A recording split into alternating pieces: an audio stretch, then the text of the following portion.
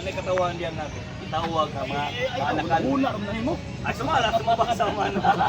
Una ram na nimo. Ay.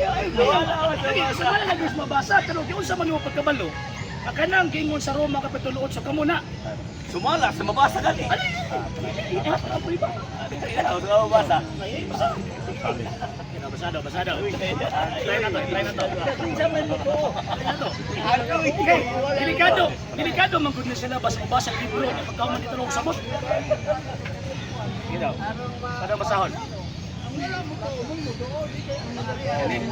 Gini mabasa gyud.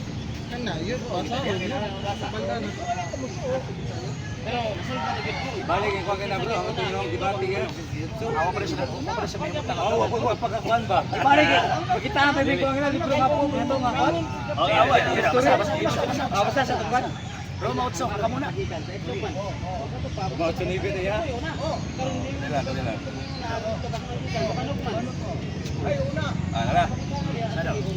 Roma 9:8.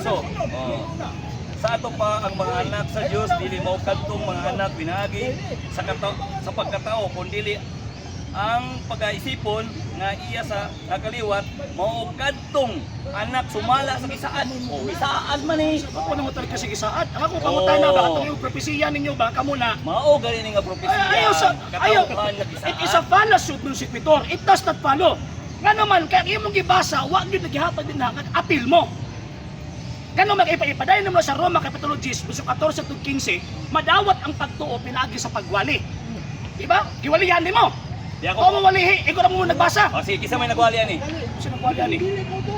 Ang pagkatalan nimo, giwalian San din mo. Pablo. San Pablo. Oh. Kisa may giwalian niya mga Katoliko. Ang taga-Roma. Oh, naong nilawot eh. Roma man ay Katoliko. Katoliko. Kabalo ba ka nga San Pablo Katoliko? Kisa may nag-ingon sa imo. Kasi sayan. Sige, basahin. Kayo, basahin. Ay niya, huwag na ako'y mabasa. Sumala sa gingon Nasa San Pablo Katoliko. Ay, saan nagyayali? Kung na ako'y mabasa, ingon ko sa kasaysayan ha. Alagi. Kung na ako'y mabasa sa kasaysayan na si San Pablo Katoliko, admitahon nimo na kanang Seventh-day Adventist iya siya ba? Basa sa. Ayaw sa! Basa.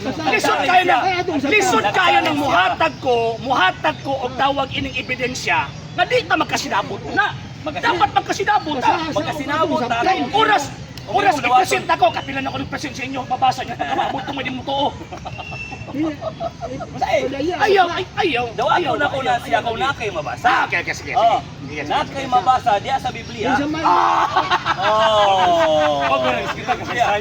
Diba? So, bawi no. Di bawi no. Subot, ipasabot, di siya kabarog. Kaya kung ibutan pa sa Biblia San Pablo Katoliko, ang kuno na pura ninyo. Sumala man sa Biblia. Sumala man sa Biblia. Ayaw ko pasakyaan na. Ayaw ko pasakyaan ng inyong kabuang. Ang inyong tawag ining ka, usa na ba kanang Bible alone Bible ang kay wa na sa Biblia. Okay. Sa hindi pa po nakapag-follow sa mga pages po natin, i-follow nyo po yung mga pages po natin, RJ Horolanciano II, TV Apolia Punto Argumento page, Kuya Apologies TV page, and RJ's Vlog 2022. And pwede rin po kayo mag-send po dyan ng Facebook stars. And also, sa atin po mga channels, sa hindi po nakapag-subscribe, i-subscribe po ninyo yung mga channels natin, The Lay Catholic, Apologies International Official, RJ Sanado II TV, Kuya Apologies TV, and Barrio Kawayan Religious Forum. And pwede rin po kayo mag-send po dyan ng super sticker, super chats, and super thanks. And maraming salamat po sa mga kapatid at mga Katoliko na always pong tumutulong sa programa po natin. Maraming salamat po. Nang dahil po sa tulong at suporta po ninyo, ang programa pong ito, until now, andito pa rin po sa social media. And until now din po, nangangailangan pa rin po tayo sa tulong at suporta po ninyo dahil wala po kami magagawa rito mga sir, mga ma'am, kung wala po yung tulong at suporta po ninyo. Sa gusto pong tumulong, sa gusto pong sumuporta, pwede po ninyong ipadala ang tulong at suporta po ninyo sa pamamagitan po ng ating mga account numbers dyan po sa ating pong screen. And pwede niyo po kaming i-message sa ating pong page kung via remittance po yung papadala po ninyo. Maraming salamat po in advance.